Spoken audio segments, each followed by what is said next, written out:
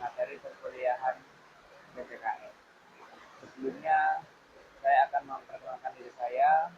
Saya Rizky Adrian, mahasiswa dari Universitas Tauripan Kediri, Fakultas Keguruan Ilmu Pendidikan. Saya dari Prodi PJKR. Nah, pada kesempatan ini saya akan membuat video edukatif mengenai tema hak dan kewajiban warga negara Indonesia. Nah, apakah materi yang akan saya sampaikan? Simak video ini sampai selesai dan pahami, jangan sampai salah paham. Oke, saksikan video-video saya berikutnya. Selamat datang di video edukatif pendidikan kewarganegaraan. Nah, saya Rizky Adrian dari mahasiswa Universitas Tauripan Kediri dari Prodi PJKR NIM 2510723. Nah, di zaman sekarang kita tidak bisa lepas dari dunia digital, mulai dari mencari informasi, berkomunikasi, hingga berpartisipasi dalam kehidupan masyarakat. Tapi, tahukah kamu, di balik kemudahan yang diberikan teknologi, terdapat hak dan kewajiban yang harus kita jalankan sebagai warga negara Indonesia. Bagaimana hubungan keduanya dengan kehidupan berbangsa dan bernegara? Mari kita telusuri bersama. Untuk yang pertama, mari kita pahami apa itu hak warga negara dalam era digital. Menurut Undang-Undang Dasar 1945 dan peraturan terkait, kita memiliki hak untuk yang pertama, mendapatkan informasi yang akurat dan jelas dari sumber terpercaya, termasuk melalui platform digital.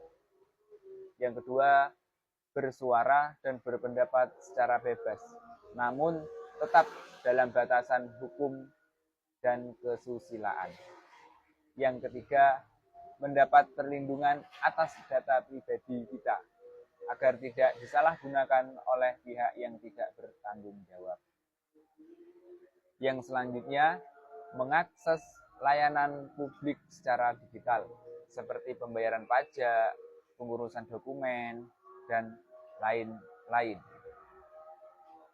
Namun, hak tidak bisa dipisahkan dari kewajiban.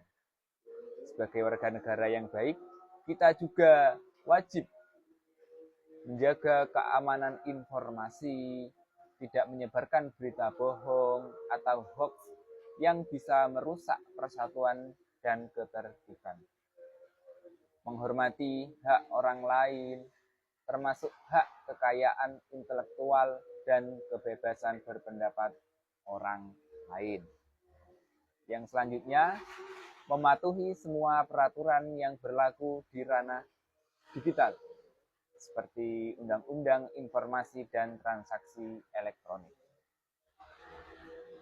Yang keempat, menggunakan teknologi untuk hal yang positif, seperti memperkuat rasa cinta tanah air dan menghargai keberagaman bangsa kita.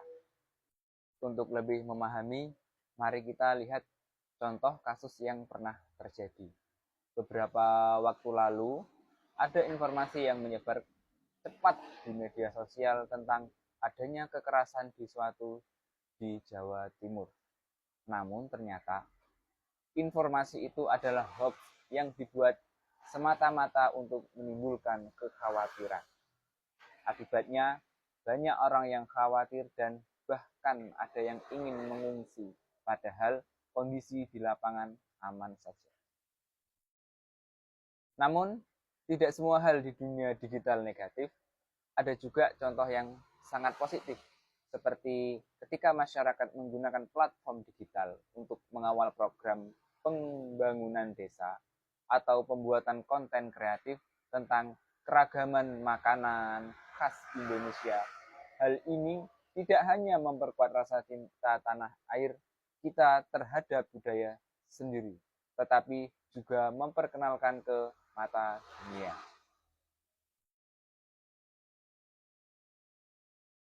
Dari contoh-contoh tersebut, kita bisa analisis bahwa hoax tidak hanya merusak kepercayaan antar warga negara, tetapi juga bisa mengganggu stabilitas nasional dan menghambat pembangunan.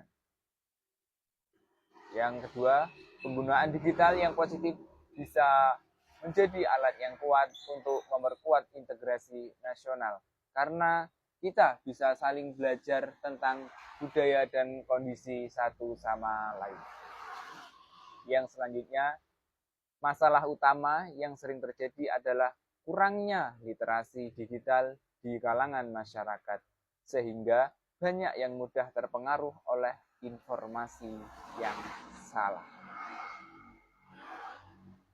Nah, menurut saya pribadi, perlunya langkah-langkah konkret dari berbagai pihak.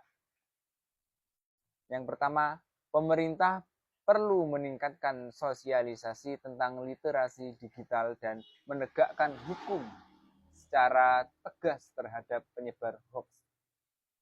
Yang kedua, instansi pendidikan harus mengajarkan tentang hak dan kewajiban warga negara dalam era digital sejak dini. Nah, yang selanjutnya, kita sebagai masyarakat juga harus lebih kritis dan menerima dan menyebarkan informasi. Selalu periksa sumbernya terlebih dahulu agar tidak salah dalam mengkonsumsi berita. Nah, untuk yang selanjutnya, yang terakhir, jadi kesimpulan yang bisa kita ambil adalah hak dan kewajiban warga negara saling melengkapi, terutama di era digital ini.